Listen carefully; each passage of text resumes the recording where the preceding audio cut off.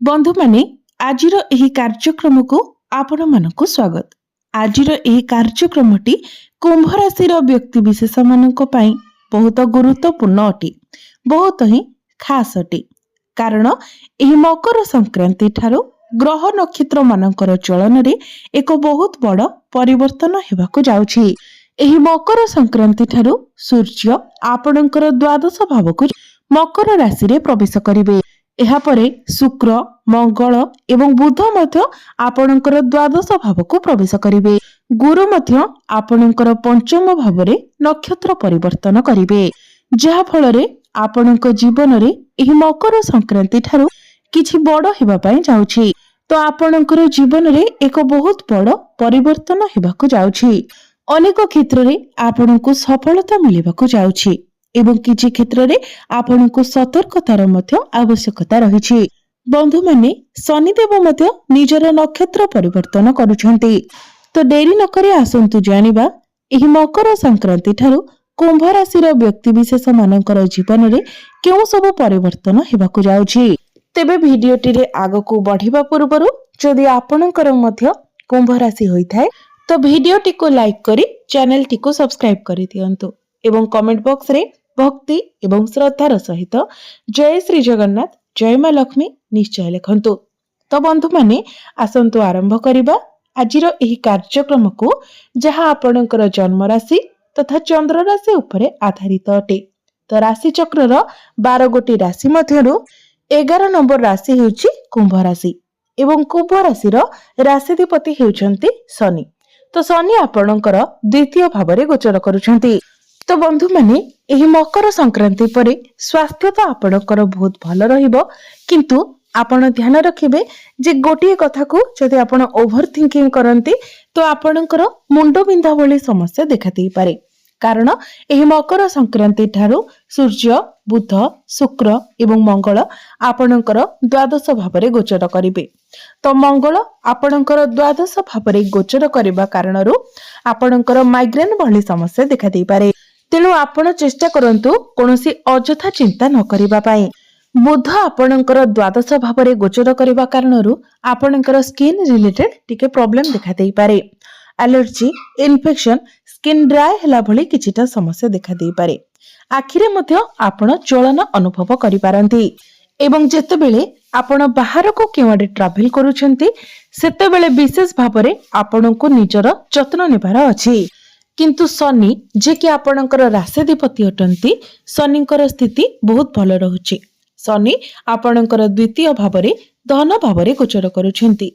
तेणु आपणकर स्वास्थ्य रे जहा समस्या आसिले मध्य ताहा बहुत फास्ट रिकवरी हेबो, अर्थात स्वास्थ्य आपणकर शीघ्र भल होई जिवो। राहु आपणकर लग्न रे गोचर करुथिबा कारणरू आपणकर माइंड मध्य बहुत शार्प रहिबो। आपण स्मार्ट वे रे निजर काम गुडी को करिबाकू पसंद करिवे। विद्यार्थी मानक कथा जदि कहिबा तो जेहेतु आपणकर शिक्षा भाव आपणकर पंचम भावर अधिपति बुध आपणकर द्वादश भाव रे गोचर करिवे, तो आपणकर माइंड टिके डिस्टर्ब रहिबो। माइंड आपणकर डाइवर्ट हेबो। पाठ पढ़ारे आपणकर सेतेटा मन लागिबो नाही। आपणक मध्यरे कन्फ्यूजन मध्य क्रिएट होई पारे। तेणु आपणको आपणकर पाठ पढ़ारे टिके अधिक परिश्रम करिवार अछि। आपणको निजर पाठ पढ़ा उपरे अधिक फोकस करिवार अछि। नचेत जदि एही मकर संक्रांति परे आपणकर किछि एग्जाम रहुछि तो एग्जाम रे आपणको सेतेटा भलो फल मिलिबो नाही। जेहेतु आपणकर माइंड डाइवर्ट रहिबो, आपण टिके कंफ्यूज रहिबे, तो आपण चेष्टा करंतु कंफ्यूज न होई अन्य कहार कथारे न पड़ी निजर पाठ पढ़ारे अधिक समय देबा पई, निजर लक्ष्य स्थल रे फोकस करिबा पई। प्रेम जीवन कथा जदि कहिबा तो प्रेम जीवन आपणकर ठीक ठाक रहिबो। आपणकर पंचम भाव रे गुरु गोचर करुथिबा कारणरू आपण आपणकर पार्टनर को मध्यरे अधिक ज्ञान देखिबा को पाइबे। तो से जदि आपणको किछि एडवाइस देउछंती तो निश्चित भाव रे आपण ताको मानिबा उचित। आपण जदि सही एडवाइस को एक्सेप्ट करूछंती तो निश्चित भाव रे ता आपणको पई लाभप्रद साब्यस्त हेबा। मोटामोटी भाव रे जदि कहिबा तो प्रेम जीवन आपणकर बहुत भल रहिबो। आपणकर वैवाहिक जीवन कथा जदि कहिबा तो वैवाहिक जीवन रे आपणको अधिक सतर्कतार आवश्यकता रहिछि। कारण आपणकर सप्तम भाव आपणकर वैवाहिक जीवनर भाव केतु गोचर करुछन्ति एवं आपणकर सप्तम भावर अधिपति सूर्य एही मकर संक्रांति को आपणकर द्वादश भाव प्रवेश करिवे।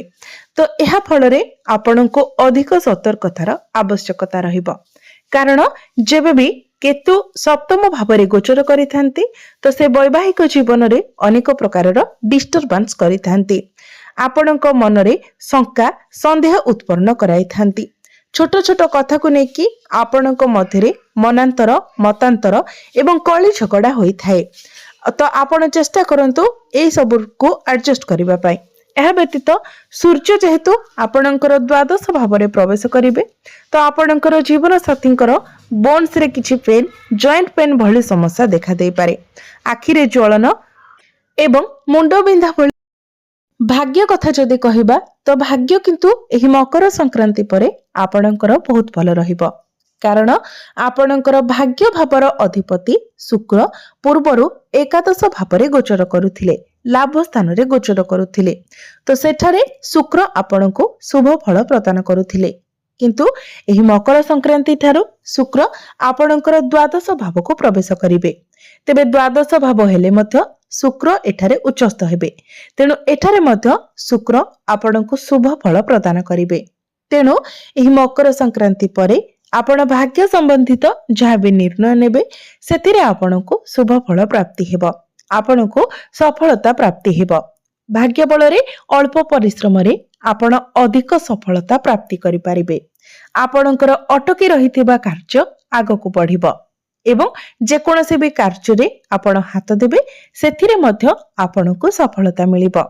जदि आपण किछि बड़ जिनिस किणाकिणी करबा को चाहुचंती, किछि बड़ डिसिजन नेबा पई चाहुचंती, किछि बड़ इन्वेस्टमेंट करबा पई चाहुचंती तो आपण ताहा करि पारिबे।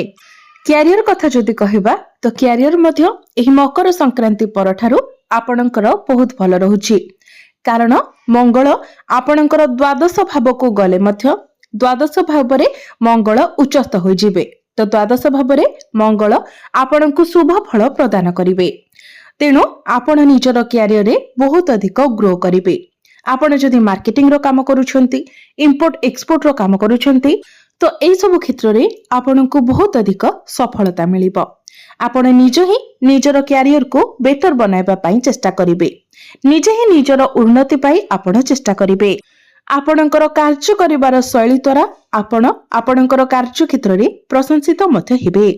तो बंधु माने क्यारियर को नेकी जदि आपणकर मन रे कोनोसी प्रकार आपण प्लानिंग करिथिले, किछि बड़ करबा पई प्लानिंग करिथिले तो निश्चित भाव रे आपण सेथिरे आगो को बढ़ंतु, कारण आपणको बहुत अधिक सफलता मिलिबा को जाउछि। जदि आपण एमएमसी कंपनी रे जॉब करूछंती तो आपणको पई ताहा बहुत भल रहिबो। कोनोसी एमएमसी कंपनी रो आपणको जॉब ऑफर मध्य आसी पारे। बिजनेस कथा जदि कहिबा तो बिजनेस को नेके आपण टिके टेंशन रहि पारंती, जेहेतु आपणकर द्वादश भाव रे चारोटी ग्रह गोचर करिवे। आपणकर सप्तम भावर अधिपति मध्य द्वादश भाव रे गोचर करिवे। तो बिजनेस को नेकी आपण टिके टेंशन रहि पारंती। तो बिजनेस आपणकर एवरेज रहिबो।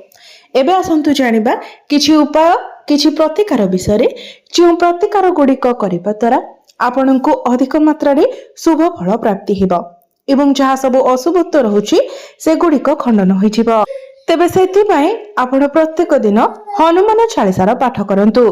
प्रत्येक दिन शुक्रंकर बीज मंत्र 108 थर जप करंतु। प्रत्येक बुधवार दिन आपण गोमातांकर सेवा करंतु। गोमातांको सबुज चारा खाइबाकू दियंतु। निश्चित भावरे आपणको अधिक मात्रा रे शुभ फल प्राप्ति हेबो एवं जहाँ सब अशुभत्व रहुछि से गुड़िक मध्य खंडन होई जिवो। तो बंधु माने आपणकर जीवन मंगलमय हेउ, एहा ही ईश्वरक निकटरे मोर प्रार्थना। धन्यवाद।